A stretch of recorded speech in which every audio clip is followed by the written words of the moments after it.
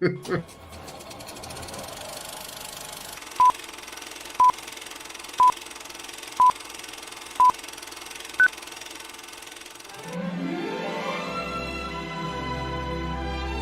time to start Dishin Days with your hosts, Tony Moore, Michael Mattis, Justin Lee Hareld, and Araceli Aviles. And now, let's dish.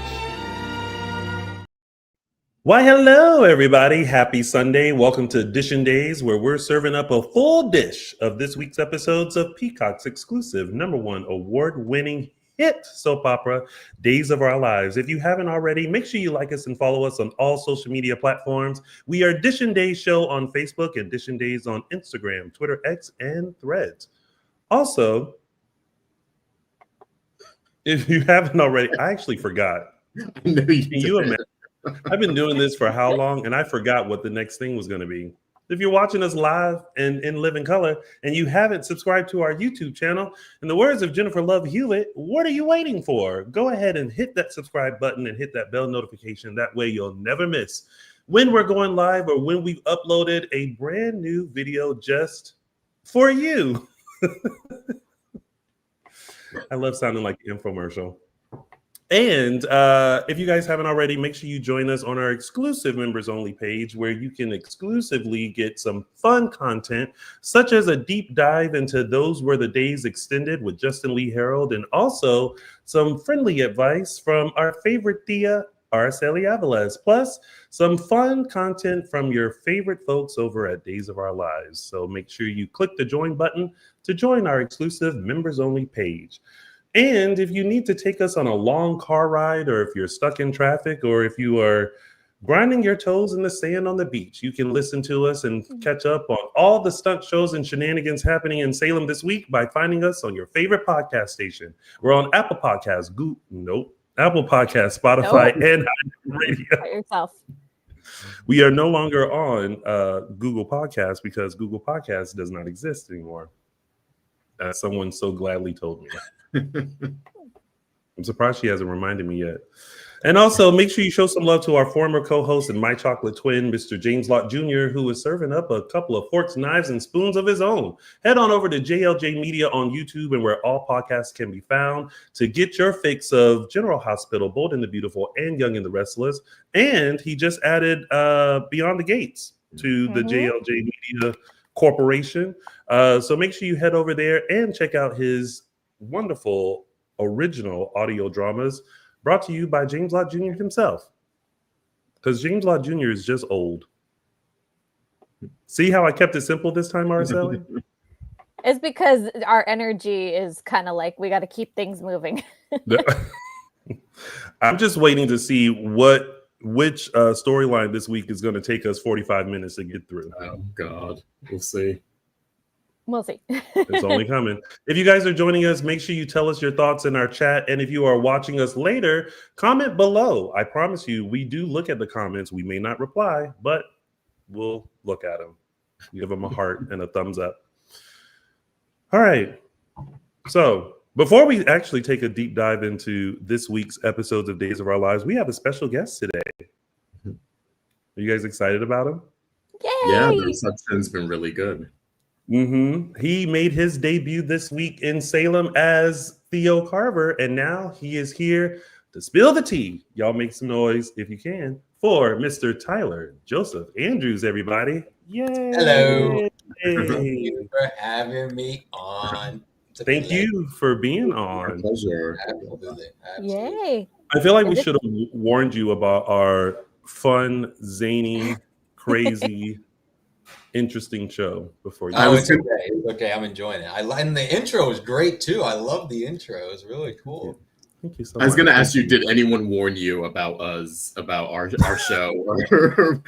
I'm curious what Andrea told you when she was like, I was going to ask if anyone warned you about myself, and I'm a little crazy. Okay. Oh, well then welcome. You're going to fit right in. We can take off the gloves then and get right in. It's like, you know, we were trying to be all Southern and hospitable, but now we can just kick our shoes off and just dive right into it. Oh yeah, absolutely. So we were excited that Theo has made his way back to Salem. How did this journey start for you? Because we always feel like people have such an interesting story as to how they got started with Days. So how did this journey start for you?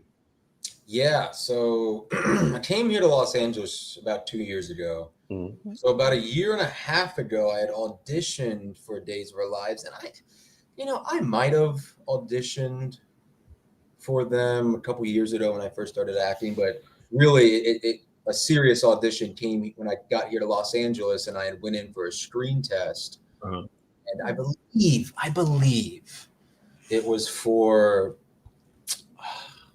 the role of Tate. I thought it was, but there was no real name on it. I came in for the audition, and I'm telling you, I thought I blew it out of the water. I just came from a movie. I was like filming a movie at the time. I was feeling so like a working actor. I showed up to do the screen test with Ashley Puzemis, and it went great. It went fantastic. Yeah. My agent, and I was like, hey, expect a phone call. Yeah.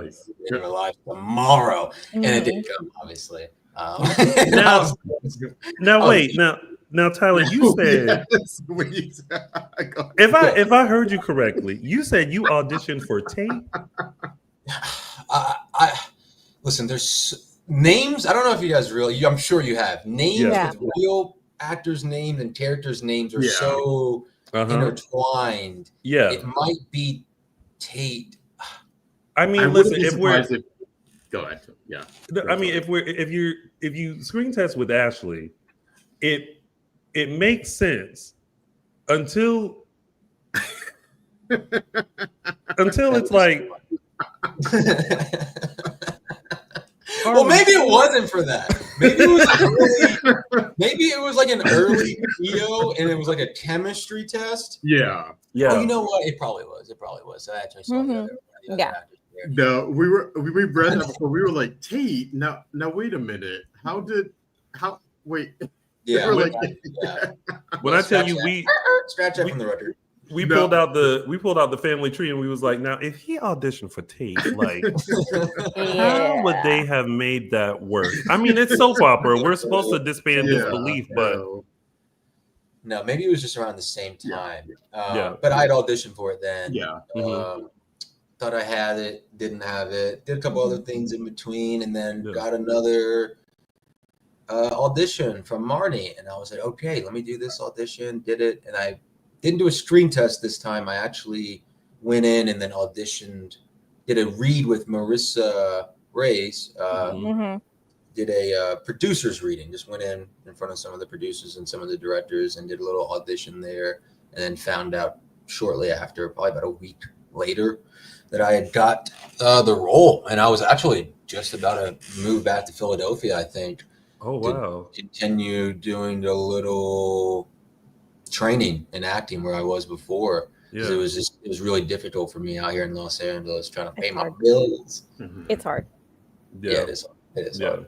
But now you got a job, so now you got to stay. Got a job. And in fairness to you, a lot of times the actors they'll have you read for a character even if you're not coming in for that. Yeah, so you very much will have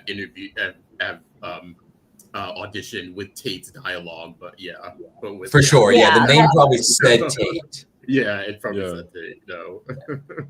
Because that's the magic of Marnie, that's what she does, is that she's always keeping, it's not always necessarily for a specific role, but it's always just, I see this person, they've got something, I need to keep them on it's fresh in my mind. I think she has a real keen eye for that too, and Marnie's fantastic too. I love Marnie. Auditioning with her was just so fun because she was also reading along with you and really acting those other roles for you during those auditions, so she made it a seamless process for the audition. One of the best. We love Marnie. Did you have a history with Days as a viewer or family who watched Days outside of initially auditioning? Or me and my immediate family never watched soap operas, or I don't even think, I've heard of Days of Our Lives, but I didn't know which one it was. But now that I've went live, and my family is seeing. I see a lot of family members watched it when I was younger, and now they're rewatching it because I'm on the show, which is very nice. So I'm seeing all the fans that I had in my family members and my family members' friends and my dad and mom's work friends who say, "Oh, we were watching Days of Our Lives just earlier last year, and now we're going to start watching it again, so we're going to keep up on the storyline." So you're seeing all of that now, but no, not really. And no one in my family was ever in the industry, the entertainment industry. So even like growing up, I didn't watch movies a lot. Really? So this is really your first foray into soaps with Theo. Yeah, absolutely. Yeah. Well, then let me jump off of that, Tyler, and say what got you into acting? What bit you there? Oh, it's such a crazy story. We're here for it. Yeah. Yeah, I don't know if I even said this. I mean, I'm sure people know I've told the story many times, but I was a doctor for all of my life. I wanted to go professional. I had a couple of friends that went professional out of college. And so I went to college, Bloomsburg University, to play soccer.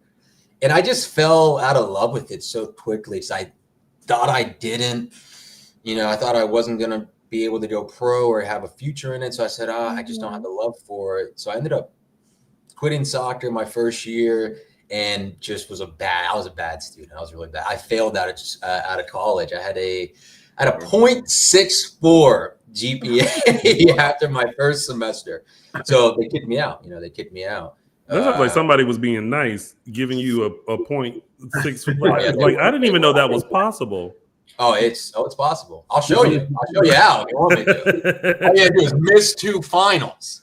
So yeah, I was just like a really bad student, and I failed out of college. Remember, I went home. My dad was in the military, so he was pretty strict. And he was like, "So what are you gonna do? You gonna go back to college? You gonna get a job?" And I was like, "I don't know." I don't know. He was like, "Well, get a job and then figure it out." So I started selling cars, and I was selling cars for a little bit, and I was so unhappy because it was a brutal job. It's a hard job being a car salesman. No one likes you. They say, "Oh, they're trying to rip me off, this and that." And I'm sitting in the car with my friend Aiden one day, and he goes, "Tyler, you'll pull a tale, string a story out of nowhere and make us believe it, and then say, 'No, I was just messing around,' and we'll all believe it." He said, "Just be an actor." And I was like, nope, not doing that. I'm not going to be an actor. That's all. No, it's not me. It's not me. And then the next day at work, I just typed in acting schools near me, and this school called Playhouse West, Philadelphia, popped up. And this acting teacher, Tony Savant, popped up, and I saw a photo next to him and Jeff Goldblum, and I was like, "Oh, this guy's famous. This must be a great school. Let me call him," because there was a number, and he didn't pick up. And then 5 minutes later, he called me. He said, "Hey, what's up? Do you want to come look at the school?" And I was like, yeah, I guess I want to be an actor. And he's like, "Well, just come take a look at a class." Hung up the phone. I quit my job right then and there. I just called the boss, and I was too scared to quit because he was my uncle who had gotten me the job. So I was like, "Hey, I'm really sick. I gotta go home." But little did he know, I wasn't even going home. I was going to Philadelphia, but he knew my dad really well. So he said, "What's Tyler doing? Why is he calling off work? He's here. I just saw him 5 minutes ago. He's fine." My dad calls me. He's like, "What are you doing? You're leaving work?" And I was like, "I'm moving to Philadelphia." And he was like, What are you talking about? You're moving to Philadelphia?" And I was like, "I'm going to go to Philadelphia, and I'm going to become an actor." And of course, like any sane parent, they would go, "You're crazy. What are you talking about? Actor? You just got out of college. You're trying to get a job." And I had a really great girlfriend at the time who helped me get an apartment. And then about 4 months later, I got a job in Philadelphia, and then went back to that school. And I was like, "Hey, I called about 4 months ago. Can I come take a look at it?" And I was sold the first day on this school because I had just saw people expressing themselves in ways that I have never seen in my life ever. And they were like, they looked like me. And I was like, "Oh, this is crazy. This is crazy. Let me try this out." And then from day one, I was just hooked. I had a great teacher there named Tony Savant. I give Tony, so much credit for me just staying in the acting business, because he was the one that kept on inspiring me to stay in it and made me believe that I actually had a chance to become a working actor. And then he pushed me so much, like other actors he does there to this day. He pushes actors to the limit to show you the reality of the business. It's so hard. And he was a great teacher. He's a great teacher. I still consider him my teacher because I still talk to him as much as I can on scenes at work. Like, hey, I'm doing the scene, but I'm lost. Can you help me? Or like, I'll let him know what's going on. And I work with another one of his former students. So it's great to have that connection with him as well. Yeah. What was his reaction when you booked Days? Did you? Oh, he's ecstatic. He's ecstatic. And, you know, it was so cool. It was so cool when I booked the story because he was out here in Los Angeles about 15 years ago. And then he moved to Philadelphia and started another Playhouse West, but he taught Robert Scott Wilson. Oh, wow. He was like, hey, my old student might be on that show. His name's Robert Scott Wilson. I said, yeah, he's like, they love him here. And I talked to Robert and I was like, hey, you know Tony Savant? He went, what? Yeah, Tony, my old acting teacher. Yeah, Tony was so ecstatic. He actually just made a post on Facebook the other day mentioning me and Robert. He's really grateful to be able to see, you know, his training come to sort of fruition. Yeah. And see Robert there too. It's like, it's so cool. It's a really cool feeling knowing that, hey, we trained with the same person and like we have this similar background. Yeah. It's the highest compliment for a teacher to say that, you know, I get inspiration from them, truly. Yeah. I mean, that's what I was going to do a year ago. I was going to go back and train with him because I just miss him. I miss training with him. He is so valuable to actors, I think. Just like the place you have to just work on your craft consistently for an affordable price is so rare. Yeah. Let me emphasize that. Affordable. Yes. Because here in LA, classes are not affordable. Classes are like rent. And you have to decide, am I going to pay rent or am I going to take this 6-week course? Yeah, I was blessed. It's like for the longest time, I think it was $195 for, you know, you get 2 classes a week and then you get unlimited rehearsals and it's every week. And it was you could not beat it. You still can. I think it's like $225 now. It's like it is too expensive. So how did you without any like knowledge of like Days or any family members, you know, who watched the show, how did you prepare for the role of Theo? Did you like do a lot of research? Did you look back at like old episodes? What did you do to kind of dive into Theo? Yeah, all of that. I started watching old episodes immediately, just to figure out who he was, what he had gone through, and trying to connect the dots from the last person that played Theo, what he was going through, where they left off, and what's going to be continued into the storyline now. So I can connect those dots. You know, it's hard because he's been on the show since he was practically born. Theos, you can't watch everything. Right. I think honestly, I didn't want to watch everything because you would see other actors' performances and they would kind of have an influence on you. And, you know, the directors have their version of Theo they want to come back into Salem. So you have to look into the future as well on who was I before, but what has the past 2 years of my life become the type of man that I might have, you know, turned into, or certain character traits that might have enhanced, or certain things that he has gone through that has made him maybe a little different, maybe in the way that he responds to things. So I was looking at all of that, and then, you know, just as an actor, you just read the scenes a lot to figure out what's really going on here, and try to figure out where this is going. Tyler, how much did you? I just want to ask, how much did you know, or did you choose to play into the character trait that Theo is actually a character who's on the spectrum? Yeah, so that was the first conversation I had with the directors and the producers. Anyone that that was the first thing I wanted to gauge. You know, just I think other actors, you know, there's always a little bit of difference in how actors play certain things or how they look at certain things, and then how that character views the world. So I immediately just started stepping into the position of how is he going to view the world, and how does the world view him from this perspective? And again, having that conversation with the directors, is there anything that I went through in the past 2 years that might influence this out of, how I react with people, or how certain situations may, like intense situations or highly emotional situations, trying to gauge, the sort of behavior that might be played out in those situations. And yeah, it's, it's difficult. It's difficult because, you're playing the line of respecting the character, but also having to listen to your directors and work with them and try to tell the story as best as possible. Yeah, so it's been quite the adventure, and I think you will see, some things come into fruition in the future. You got be careful. I have to stop myself.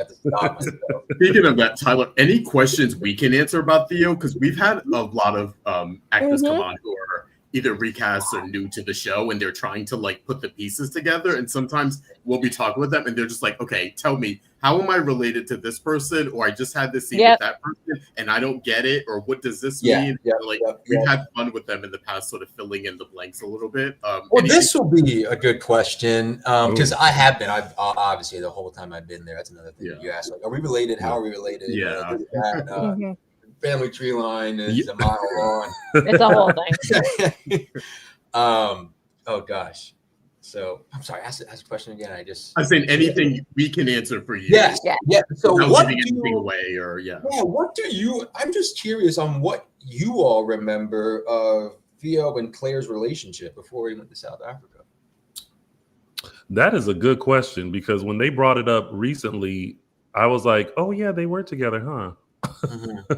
It had a couple of different iterations over the years, mostly when they were younger. There was one when they were teenagers, and then I think before they left again, because the one that you're referencing now happened mostly overseas and off camera.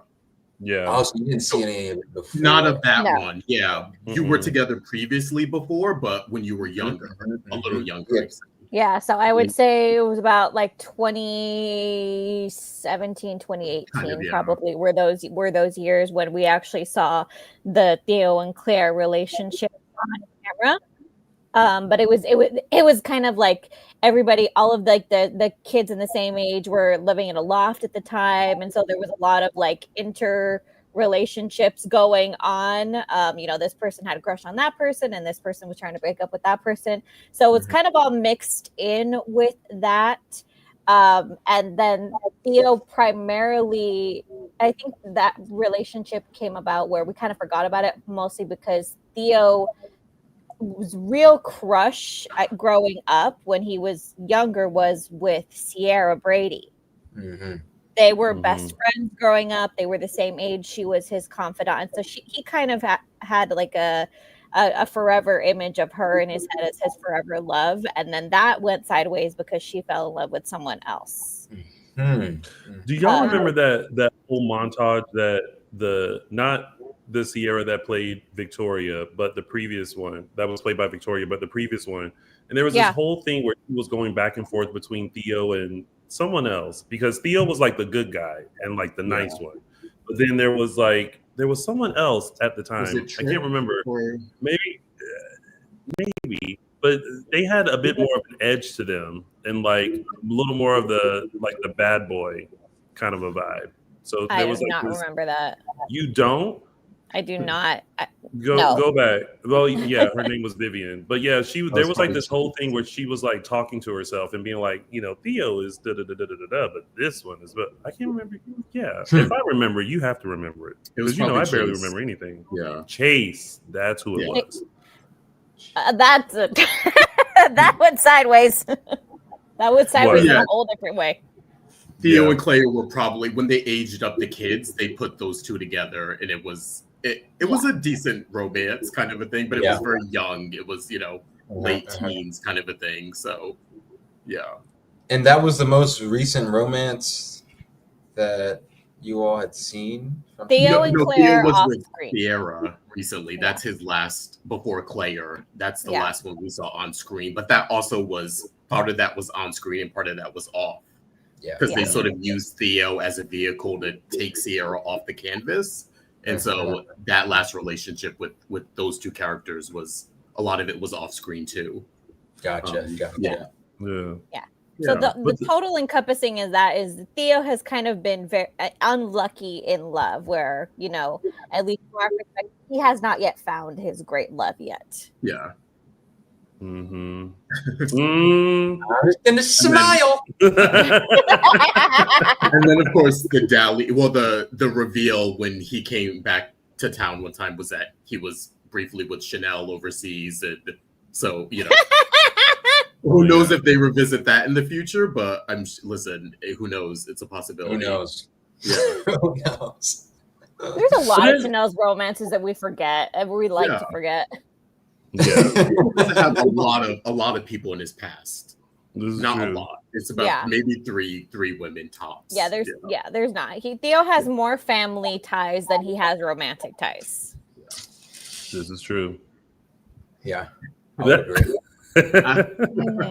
But I feel like when Theo came back this week, there were a lot of ties to, or a lot of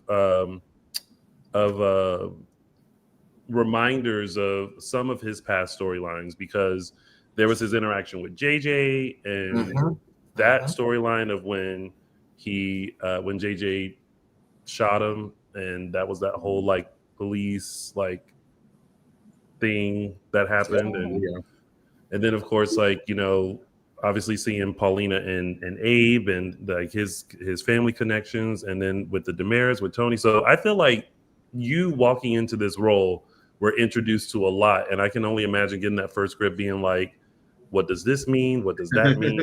Related to this person? Where is she? Is Paulina my mom? No, my mom died when? And just the tongue twisters alone.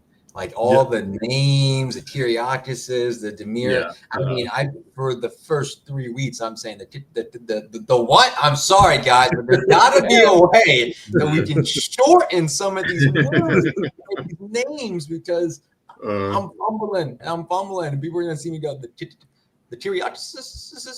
The Kyriakises. Right. Nope, you just gotta. It just starts. It starts becoming second fiddle once you start saying who's related to who. Yeah, I will say people have always loved seeing Theo with the DiMera side of his family. Like ever since he was young, there was a push and pull, especially with, I don't know if you've read it, with your mother Lexi on the show, with her being a DiMera and not being a DiMera. There's always that devil and angel kind of thing, and I think over time in the past have kind of tried to recreate that with Theo a little bit, but they've come to more of a happier medium, I think, with him than with Lexi, about like bringing him into the business or having interactions with different family members. He's always been really close to Chad and EJ and Kate, and so hopefully I think people are excited to see more of, you know, Theo on the DiMera side of things, which is nice.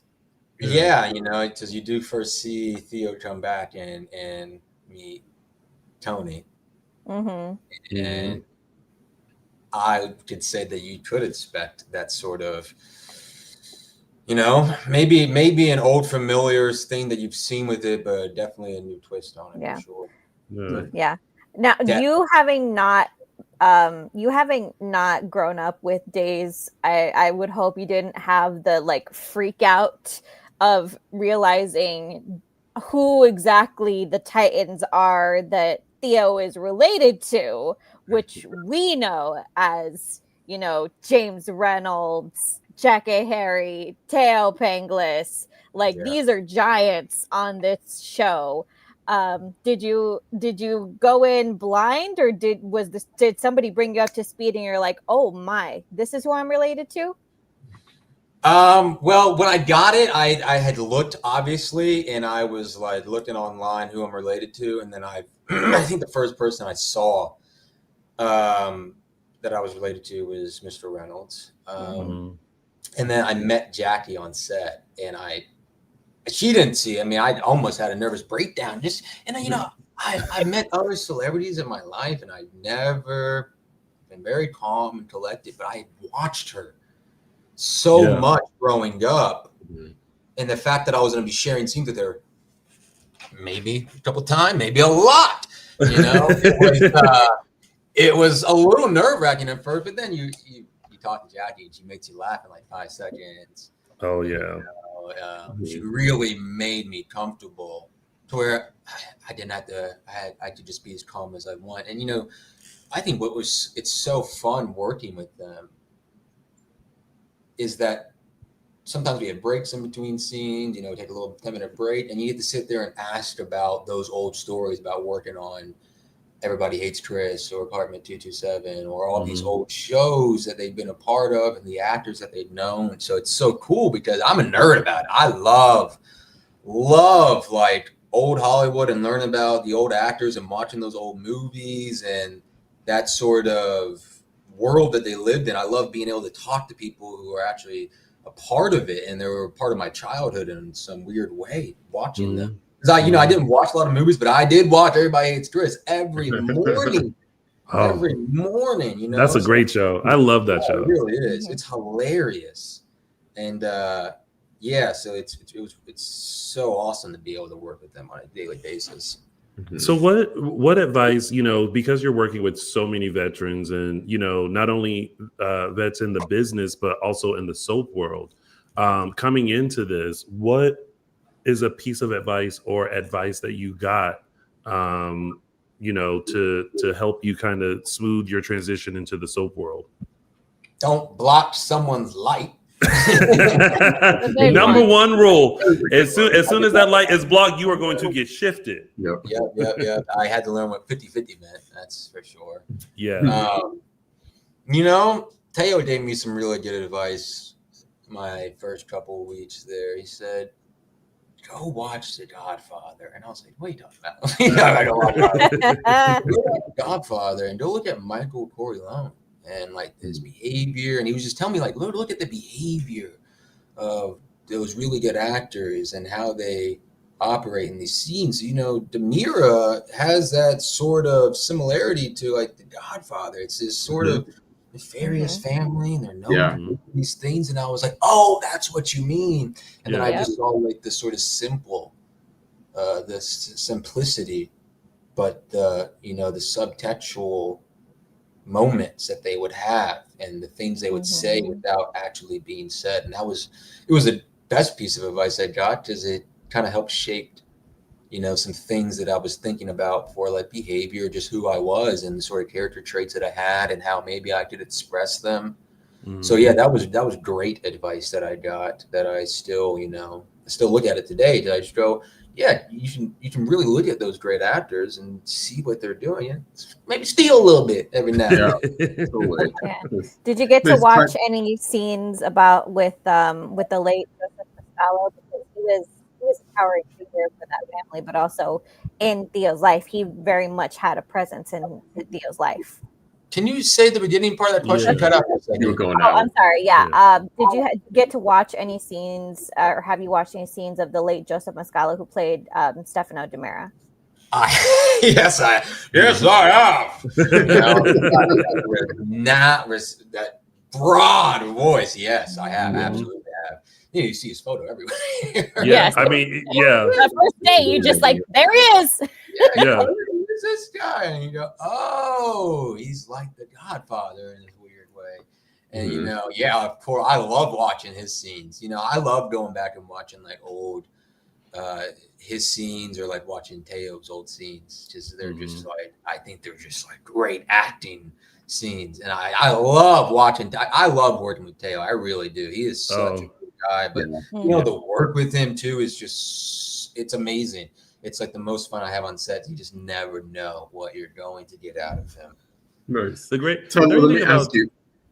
I was going to say the great thing about Theo is that like he's there to play. So like as long as you're like in that scene with him, and like he's gonna give you what you need as long as you give it back to him. So like those scenes can be fun and intense or however they need to be, but Theo is Theo.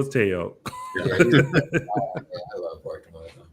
No, definitely. Tyler, who personally have you bonded with on set, or is there someone who kind of took you by the reins and showed you around, or who have you connected with most on set personally? Casey Moss. Okay. Casey. Oh, Casey's great. Yeah, we love Casey. I love Casey Moss. We are like best buds. You know, I'm gonna see him tomorrow. Hopefully. I don't know if I can say this name. Yeah, don't get it. Yeah, We're good with Casey. We already know there's You already shot a scene with him. That's good. Well, I love hanging out with Casey. He's such a good guy. You know, he recently got married, which was so good for him. And like just every time I see him, it's just like that's another person who I love coming to work to see Casey Moss. We're just joking around the whole time. He makes it so fun. You know, it doesn't feel like work. You know, you have a bunch of words that you're down, you know, and to say later, but he makes it so fun. Sherry. Sherry Jimenez. Hanging out with Sherry. Sherry's so funny. We hang out all the time when I'm there. She's her doors right next to mine, so I'll go talk to her. You know, I love being around everyone there. It might sound cliche, but everyone there is seriously like you have the best people at Days of Our Lives. Like there's not a bad apple in that group because everyone is so they're just very relaxed. They're so welcoming to you. Mm-hmm. And everyone makes it a fun experience. I love working with Deidre Hall. She just really bring the best acting out of you. Mm-hmm. Yeah, and she's so sweet too. Yeah, I love working with Deidre as well. The queen. Yeah, exactly.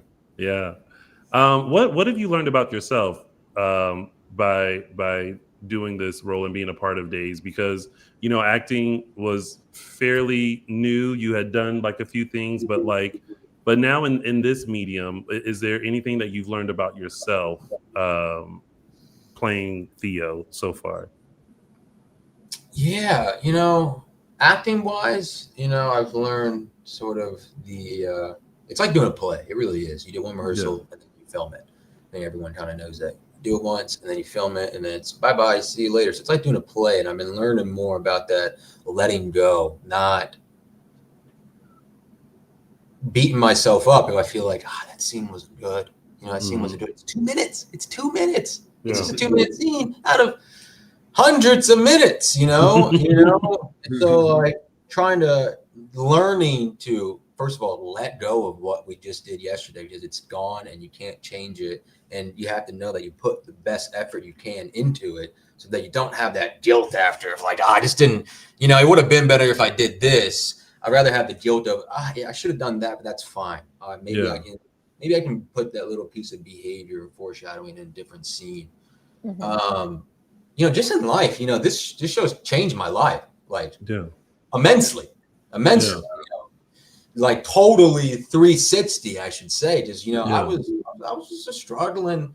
I had gotten, you know, some really good projects I got to work on in the past year, but I had never been able to pay my bills. You know, I've been trying to quit a job to go do an acting job. They don't pay you nothing, to go find a new job and to go back and forth from this. So this show, like it really changed my life for the first time. You know, I feel comfortable first of all, just pay my bills, but you know, to have some sort of contentness on being an actor, because, you know, I have so many friends that are, you know, they're still trying to get that opportunity. That opportunity just worked and to showcase their talent. And you know how difficult it is in this business. Yeah. Oh yeah, we do.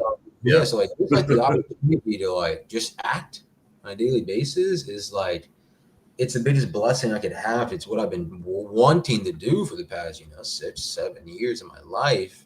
Yeah. And to have a chance to do it with these great people on a daily basis is like, it's a dream. You have to work on your acting every day. And you also get to say, you know, maybe if like when my time's done here, I don't have to immediately go back to the restaurant right away. Maybe, I don't know. Yeah. You know, with the way I spend money, I probably will. You got to save your money, Tyler. Like, don't be blowing it on stuff. You gotta save it a little bit. Yeah, quit golfing. Now, I saw that. I saw that you did an episode of All American Homecoming, which another Days person, Lamone Archie, is on that show too. Did you guys cross paths doing that? No, we did not. No, we did not. Okay, he's on the original, not the spin-off. Oh, okay. No, but next time I see him, I'll have to mention that. Yeah. And then I will have to mention that. Mm-hmm. Because I think even people on the Homecoming cast sort of know the people from Homecoming, and there's some there's some crossover there. Yeah, there's like some crossover there. But no, I did not know that. I did not know that at all. No, that was what brought me out here to Los Angeles, getting casted in that. Agent called me and he was like, "We told them you live in Los Angeles. Can you get out here?" I was like, I'm gonna drive out there tomorrow morning. And I just moved back in with my parents. And I was like, guys, I don't know what I'm doing. And I drove home and they were like, what's going on? And I was like, I'm going to drive to Los Angeles tomorrow. I have a job. And they were like, what are you talking about? He lost it. And I remember my mom was about to go to sleep too. And I like opened the door and I was like, hey, mom. She's like, what, Tyler? I was like, I'm driving to Los Angeles tomorrow morning. You drove? Yeah. I had to. Yeah, I had to. Because I just knew that I had to come out here and like make it work somehow. Yeah. But right before I left, I told her, I was like, I'm gonna get a job out there, like a consistent job. I know it. When I come back next time you see me, I'm gonna get some sort of consistent job. And then I got casted, and then I flew home. Like, man, did I fly home right after? I saw them shortly after for Christmas. I saw them for Christmas, and it was like the best Christmas present for them. Yeah, wow. Because it was just like it was so chaotic, like my whole life has been, but it was like came home from the gym, had to leave and packed and leave in like eight hours or something like that. Wow. That's crazy. Worked out. Yeah, you do what you have to do. Yeah, I mean, I feel you definitely have you have a drive, and you're definitely a risk taker. So perfect business for you then. Yeah, you're a little nutty that want to be an actor. But wait, now we've been noticing the guitars in the back. So you are also a singer as well? No, I do not sing. No, nowhere near like I almost called it Dishin Days. Day players. Nowhere near the guys. I hear them singing on set sometimes, walking around or playing the guitar. Now they know what they're doing. Yeah. I just know how to play a couple chords and play like a couple country songs. And yeah, I'm not well, it sounds like you'll have to get with Carson or Leo. I think they both play guitar. Yeah. Y'all can have like a little jam session. I hear him playing all the time here at Days of Our Lives. Well, you know what we'll do? We'll send you a cowbell. Ouch. And then you can play that works. Yeah. I could contribute with a cowbell or a triangle. Triangle, perfect. Yeah. Both on the way. Oh, you need a good snap sometimes. Snap, and I'm a good whistler. Oh, there you go. Yeah. See, we see you working your way into the day players. You'll be guest starring in no time. Right? Whistling and snapping and with the cowbell. Well, Tyler, before we let you go, we of course, we welcome you to Days of Our Lives. We're very excited to see how everything plays out. Already, like day one, we can tell that you're going to be a great asset to the show, and you are super talented. Because there are some people who come onto the show, and we can tell day one that it's going to be a time. It's going to be a time for them. It's going to be a time. But not you. You came in full throttle. So we're happy to have you. But if you could, in one word, tell us what we could look forward to with the return of Theo. What would that one word? We only give one because we want you to keep this job. We don't want you to have to move back to Philly and move in with your mom and your daddy. And we don't want that. We don't want that. So we gonna keep your job and just describe it in one word. What would you say? Does it have to be a verb? No, it can be anything. I mean, don't get technical. Now you trying to take us back to school where we gotta name. But it can be a noun, an adjective, a verb, an adverb. Give you a definition. Confrontational. That's a good one. Yeah, that is a good one. Yeah. That you can use that. Yeah, that's definitely Ooh. something to come in many ways too. In many ways, in sort of different facets and assets. Yeah, Like, that's a good one because Yeah. we can. Again, that first episode, we can already tell like there's going to be some things a brewing. So, oh yeah. You know, that's the one thing I learned too. Like Tony, I love him. I love Theo, but Tony, you know, you gotta always watch behind your back. You never know with the DiMeras and the family. Oh, I'm sure during your research, even though the DiMeras are all about family, at some point it's everybody for themselves. Yeah. It's like it's almost like how power can disrupt, family connections. That would be a theme. That'd be a theme for Theo. It's definitely a theme for the show. Trust me. Exactly. Well, Tyler, we appreciate you coming on and chatting with us. And it's always good just to get to know people who are first arriving on the show and just kind of get a good sense. So that way, fans can be on your side and know, what you're about as we watch your journey through Salem. So yeah, I appreciate it. I really do appreciate you guys having me on, and I appreciate all the fans too. Because I've been reading the comments. I'll check them every now and then, and everyone's been so nice to me and reading the comments. And that was a big relief because I know how serious these fans are about the show. The fans are very serious. Now listen, you be careful. Come on, it ain't my show. I'm just a part of it. But listen though, you be careful reading them comments because sometimes the fans are great, but then they have no problem telling you how they truly feel. About what anything. I'll do is I'll at you all in them, and then I'll just let you know. Oh no, we don't need this. No. We got old problems with it.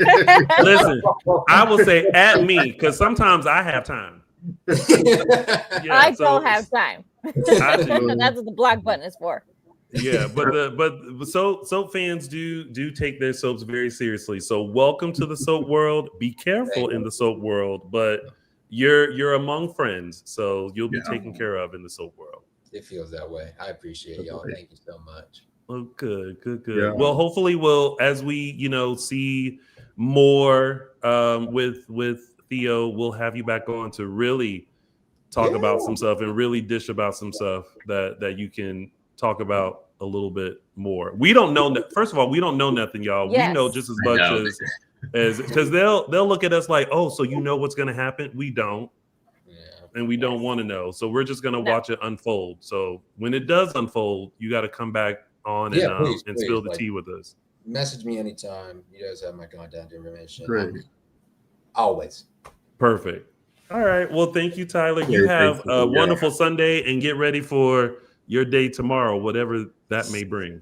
Big day. A big day. I'll say that. Well, enjoy. Great. Thank you for being on today. Thank you so much. Yeah. Thank you. I'll see you soon. Yes, bye. Yeah. Take care. Bye. Oh, yay. That was fun. It was fun. It's delightful. Great. Yeah. He is. I really think he's going to do a great job as this iteration of Theo. He does. I mean, he does put me in the mind frame of Kyler a little bit. Mm-hmm. Yeah. Yeah. If they were like, we need an older Kyler. Yeah. Yeah. That's him. Cool. Well. All right. We're going to stretch for a minute and we're going to get into it. Yes, we are. Before we get into it, though, officially, what did we think of this week's episodes of Days? It was okay. Yep. It was okay. Yeah. Yep. All right. Well, then let's quickly. Yeah, less to watch, more to talk about. Yeah. Well, let's quickly get into it, shall we? It is now officially time to really start. Oh my God. What is, you know what? I just disappeared. Forward. Here we go. Where am I? Here we go. Up. Dishin Days. You know what? One day I'll figure this out. That's good. All right. Let's first start. Sorry, that water got to me. Let's first start off with our top storylines. With the first one, find the rat. Yes, Xander and Philip are fully aware that they have been bugged. They don't know by who. They have done a full sweep of Titan DiMera Enterprises and have not yet realized that the person who set them up walked into that room with a green satin shirt on. Who, me? Oh, me?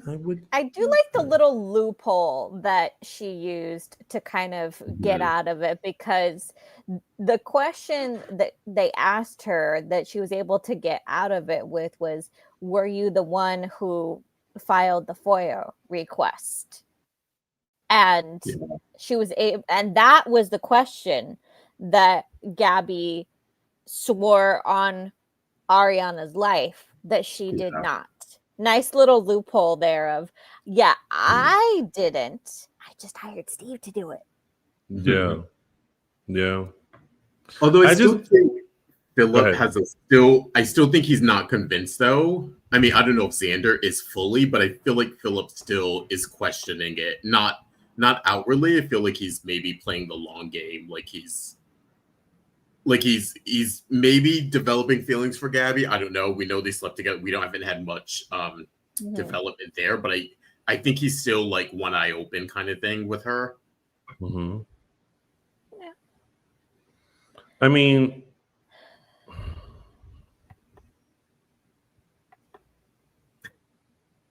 I just always wonder what is it going to lead to? Like, I feel like it's such a big question mark as to like, what's Tony's real plan?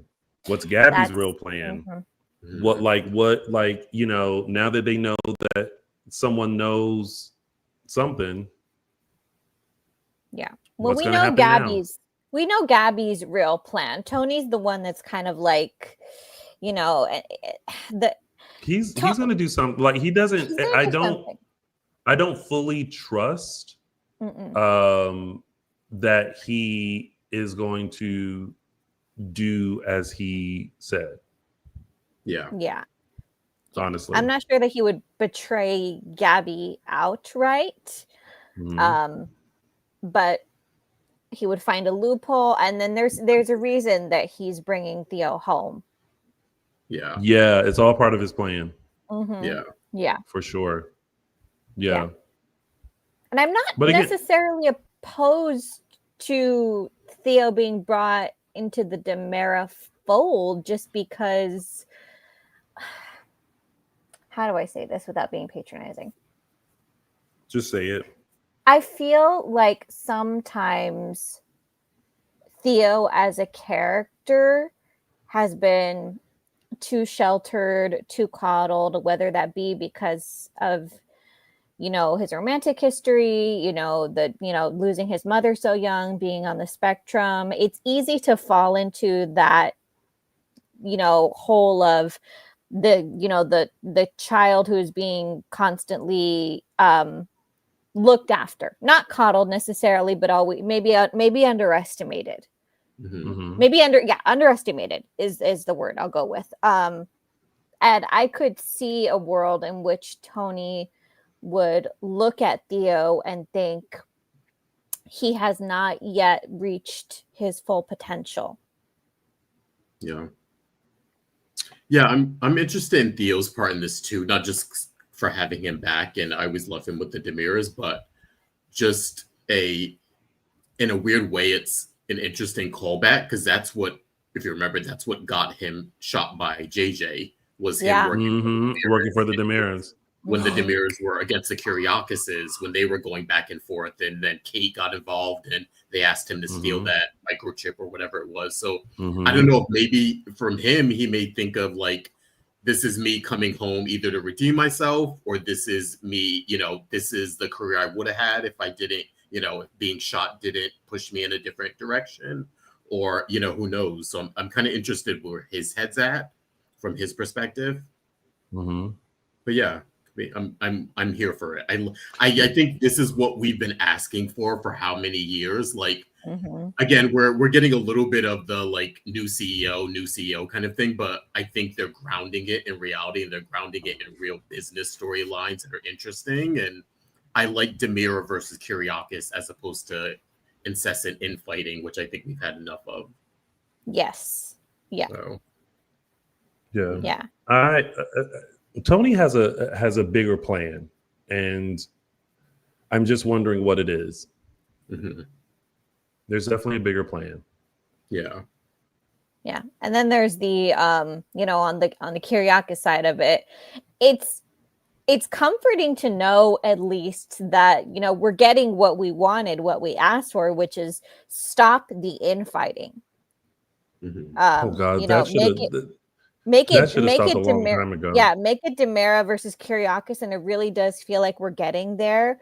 Where they could have drawn out the Xander versus Philip argument longer. I'm glad we're finally getting some movement there. Some like I'm still working through my anger, but there's honesty between them now. That's really good there. I just feel like they before everything was exposed, they were working together brilliantly, and I understand. I'm going to sound like a broken record. I understand like the feel of betrayal, but at the end of the day, I don't think I've ever said this part. He's not someone that's not in the family. Do you know what I mean? If Chad had did this and forged something that said, I think yes, but it's also like Philip is a Kyriakis. He in some way does have a birthright to Titan. He went about it the wrong way, but he's still a son and an heir of Victor. So what he did was shady, yes, but he's still a Kyriakis. So we should have gotten past that sooner. I mean, but I think that the way that it's happening, and I've said this before with regards to, people asking, why did they do this to Xander? They ruined Xander. I don't think they ruined Xander. I think this is a natural part of Xander growing, because it's easy to stuff down your issues when you're happy. But I see how they feel like that, because when I think it's still the beating of Philip that is still probably a thing of like, did you could you just have like punched a wall? Like, did you have to go punch him? Yeah. But to that end, it's like if they continue on this track of him actually staying in anger management therapy, then will come out on the other side, and the brotherhood will be stronger. Xander will have worked through a lot of things that he's maybe just stuffed down for years, and I think that'll just make them both better. Now, the other two people in a secret that I'm hoping it doesn't get in the way, which I think they handled very well, was Alex and Stephanie. Yeah. But I hope Alex realizes why Stephanie kind of kept that a secret until she was just like, listen, if I tell you this, you can't tell them. Because her father did drop the case. He has nothing to do with it anymore. Nothing. And that's because of her. And I'm glad she was just like, you know what? My name is Ben and I ain't in this no more. Like, I'm not in this. I don't want to be in this. I helped out to this extent. I'm done.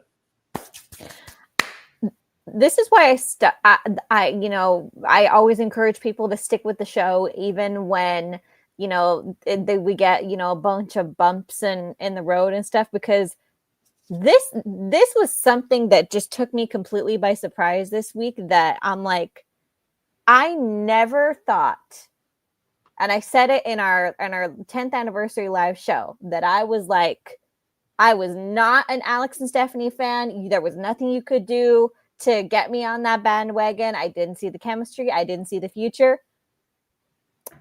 And I'm here to say, guys, you won me over. I've officially turned the corner. Well, all you had to do was be like, "That's a raven," and gaze into the future. You might think life would be a breeze.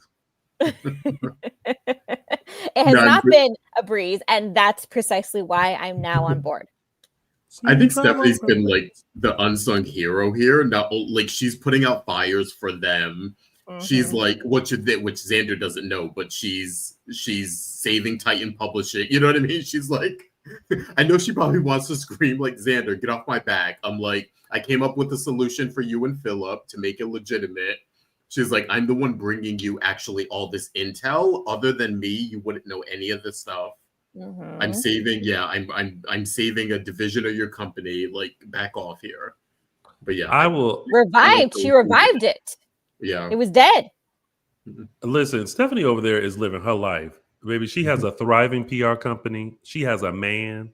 She is now a best-selling author, working on her second novel. Baby, she is living life. Stephanie is living life. L-I-F-E, life. And I'm bored for it all. And I never thought I'd say that. See? I just really wish they would have put out One Stormy Thing. Because the way that book is getting people in the mood, honey. And now she's writing a mystery novel. See, this is a testament. That idea that you have, do it. Don't sit back, because you could be sitting on a gold mine. Because if it weren't for Alex discovering the manuscript, she would have never become a best-selling author. So this is a testament, whatever idea you have, do it. I mean, look at Tyler. He didn't set out to be an actor, but someone said you should be an actor, and he looked into it, and now look, he's on Days. Do it. It works. Yes. If ever there was a time for creative ideas, it would be now. I feel like just I need to tell myself that. Go with the crazy idea. I think that's good advice for you, Tony. Actually, yeah. Yeah. You're an ideas man. I am. I'm also a tired man. I'm tired. Yeah. Eyes tired. It's his life.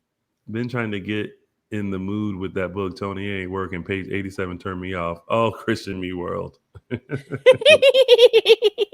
Christian Me World. What a mess. All right. So that was that's pretty much that storyline, right? Yeah. All right. Let's move on to the fight for Tesoro. Okay, let's go ahead and talk about the reveal that Javi had regarding his daughter. Initial reactions to the story from you, Justin and Araceli. What was your initial reaction? Not surprised that Al Calderon's career has just taken off. Well, not about Al and the performance. I mean about the reveal. Yes, So the second point to the reveal. Just heartbreaking all around. Just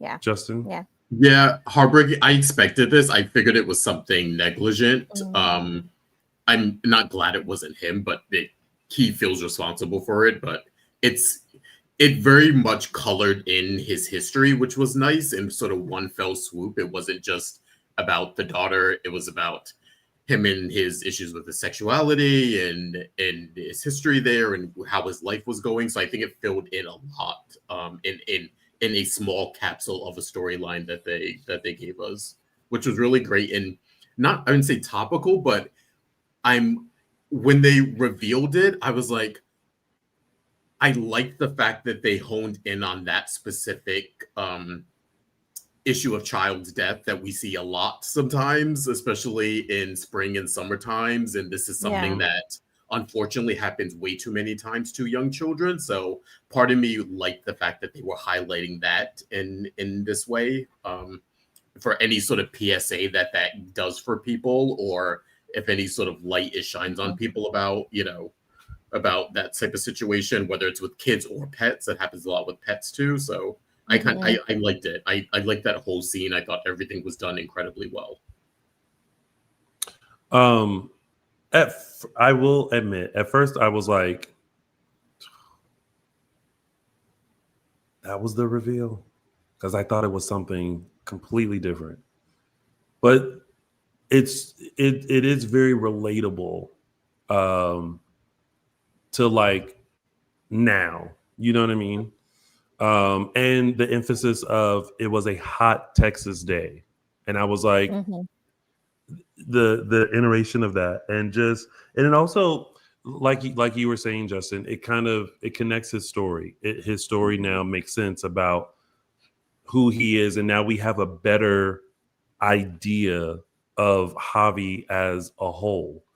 And Al, and to your point, Araceli, Al's performance was so good and so captivating, because you felt for him, because although Javi wasn't the one that did the action, he felt that it's almost like, had I not drank the night before, had I not had a hangover, had I just got up and did what the normal routine was, she would still be here.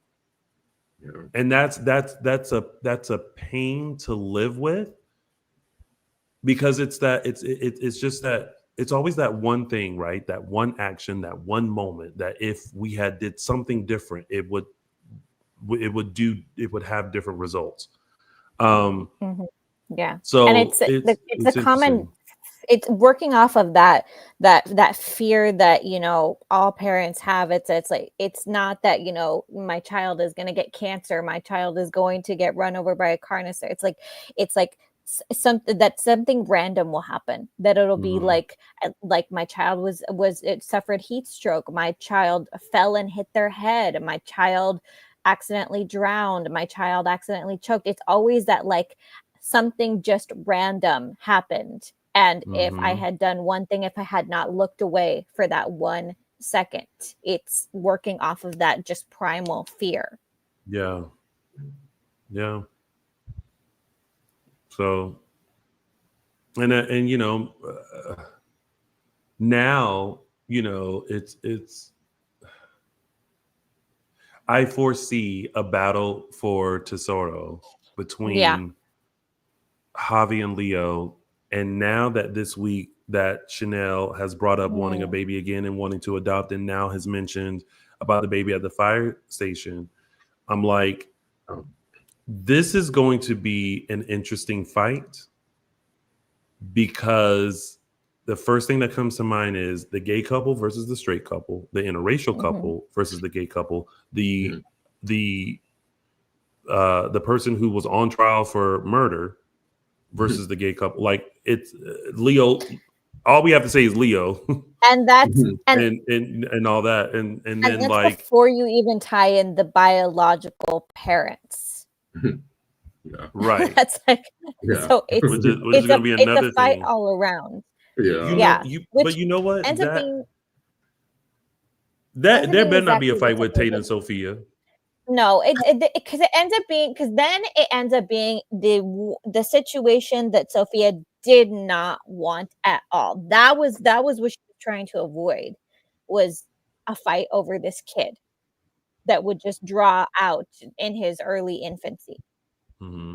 Whether that be between like her and her mother, whether that be between Tate, whether it be like the struggle of finding his parents, like and the back and forth they had when they initially had Johnny and Chanel lined up as the biological as the adoptive parents. It was just, this is what Sophia wanted to avoid.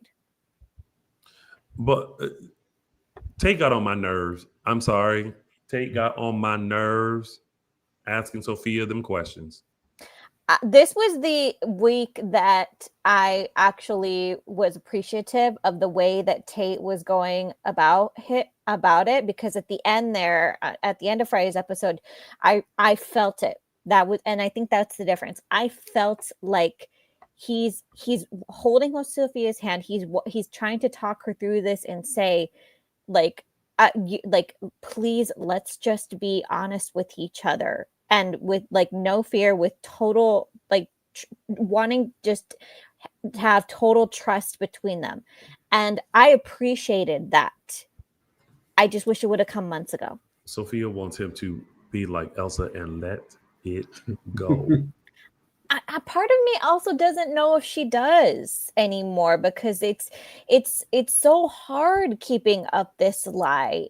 And she, I don't think she ever wanted to necessarily lie to Tate. It was not about, wanting to keep him from his child. It was about wanting what was best for the child.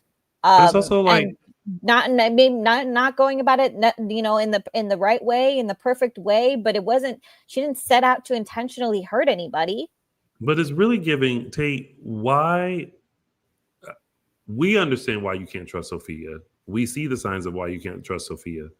But like, why can't you trust Sophia? Why can't, when she initially said, "Hey, I had birth," I get like, it's just. I'm not understanding. Yeah, I'm not understanding your question. At the end of the day, trust Sophia, and no, why not just let it go?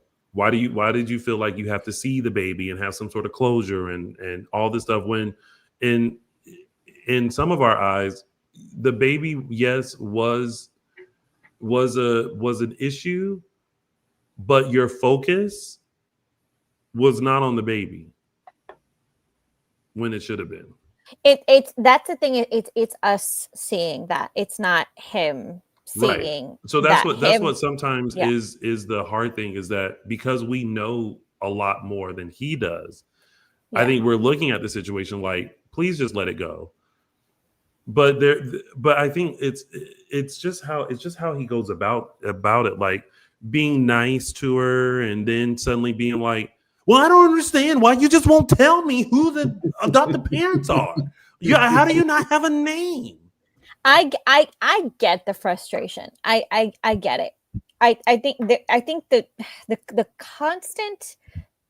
I think the one constant problem that I think that could have, we've been back and forth on this storyline for months, and I think that maybe the one sticking point we can all agree on is that there seems to have never, ever, ever been clear communication and trust between Tate and Sophia. These were not two kids who were madly in love and had a beautiful relationship. They fell into bed. They made a mistake. They had different points of view. They had different people talking in their ears constantly, who, some were well-meaning, some were not. But they made the mistake of not tuning out all of that and just coming together at the onset and saying, this is about you, this is about me, and this is about the child we created together, and nothing else and no one else should be a part of this. And because that was the initial mistake, everything else has just been a mess since. Yeah, I mean, this is falling apart around them. You either come clean or be found out. It's gone way too far now. Brady and Steve are on to her 100%. Now Rafe's involved, and he's going to do a DNA test. And, I mean, it's about to get messy. Yeah, messy. I actually do think that there may be some Tate, if not Sophia and Tate, thrown in the ring for this fight. I think it might be Tate or Tate and his family. Girl, don't nobody want to raise nobody else's baby. What a mess. You imagine Holly being like, "Oh yeah, I'll be the stepmom." Yeah. No, I'm trying to go to college. I'm trying to throw it back. No. Yeah. She very much no. I'm going to state an unpopular opinion, and I can't necessarily give a reason why I feel this way. I think I just do. That I am not sure that Johnny and Chanel are ready to be parents. No, I don't see this ending well for them. It's like everything that Chanel said this week about why they were ready, I agreed with on paper. Not but yet. There's because there's something about them. I'm just like, something. I don't think you're ready. First of all, we're just getting over the remnants of how he treated her when he thought she was having an affair with Alex. Blue Bunny. Then his whole relationship with EJ being shot, him going on trial, him becoming a professor. Life has not settled yet for you all to bring a baby in. Life needs to settle. Like if this trial was like a year ago and he was like a year into teaching and working at Titan and Sweet Bits was booming and everything like that. Okay, let's talk baby. We not finna talk about no baby right now. We just moved into this apartment. You just got off a trial. You got 2 jobs and I got a business. We need to reconnect together before we bring a child into this home. Well, with that point, to be fair, then none of them are ready. Tate and Sophia are not ready. Oh, they definitely not ready. Leo are not ready. No. They're not even a legitimized, not saying they're not a legitimized couple, but they're just not married. Around to saying it, they're not married, which I was like, well, that's a bigger point than probably your. I would say that. Yeah. I was like, yeah, the fact that you're not married, and you're not on your own, you're not financial, not 100% financially stable. I was like, those things are probably going to knock you out of the running more than having a deceased child in your past. Yeah. But now that's not to say that I think Leo and Javi are further might be further along than Johnny and Chanel, just because they've had Tesoro for a while. They've had the experience of raising a child together, so at least they have the knowledge that they could do it. That Javi has been a parent before. Leo now knows, Leo has gone through therapy and, he's put, his demons with his parents behind him. Like they have slowly been actively doing the work to get ready for parenthood. I think in a way that Chanel and Johnny maybe have not. That's not to say that they're ready for this child right now, but I think that they're further along in doing the work. And I think that's why I prefer them. Nobody's ready yet. But nobody's like all the way. No, nobody's all the way ready yet. And I know people are gonna say no, nobody's ever ready to be a parent. No, but there's unprepared, and then there's like you got to do so much work. You're gonna mess this child up. But Tesoro is perfect. Don't cry. Yes. Just a baby that wake up, play, nap. Boo boo, pee pee, repeat. Okay, so if we were on the Who Gets Tesoro committee board, and we had Leo and Javi, we had, I'll just say Tate, because maybe he'll decide like I want to be a daddy, or Johnny and Chanel. Who are you going with? Ooh. Leo and Javi.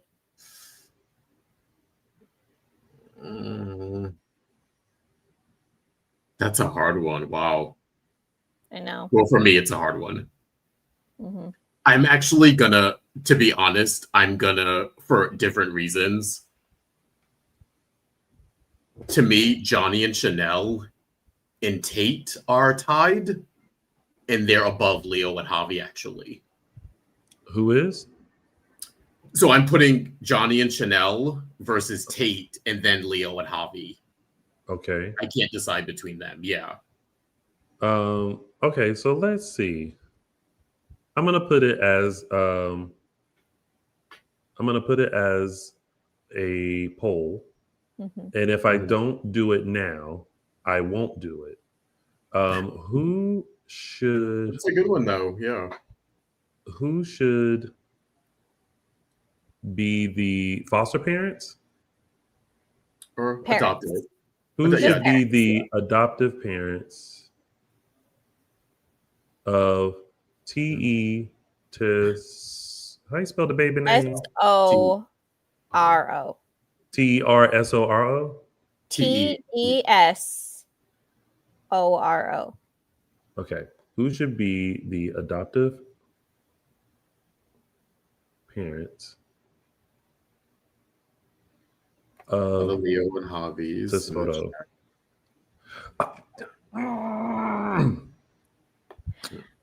You know what I hate? I hate when you're doing a post and then you go to like click it and someone messages you. Yeah. and then you got to do it again. Okay. Yeah. Who should be the adoptive parents? Yeah. Well, Tony's doing that. Somebody you guys are in the chat saying, does Tate still have legal rights? I believe he does, because Sophia was the one who abandoned the baby, and you could make the argument that he signed away his parental rights under false pretenses. Yeah, it was sort of a fake adoption, so you can't. Yeah. So like, so he could make the argument that he still has legal rights. That's true. It's only Sophia's rights that have been terminated by the baby sanctuary law. Yeah. So I'm gonna put Leo and Javi, Johnny and Chanel, and Tate as options. Mm-hmm. Or I'm gonna say other, just in case someone has other. Right in. And then I'm going to tag Days, Greg. I love that. You gotta love that this is just live, everybody. Live. And this is a perfect time to plug that you guys should head over to our Instagram, Dishin Days, to cast your vote on the poll. And let us know who you think it should be. Okay, bam.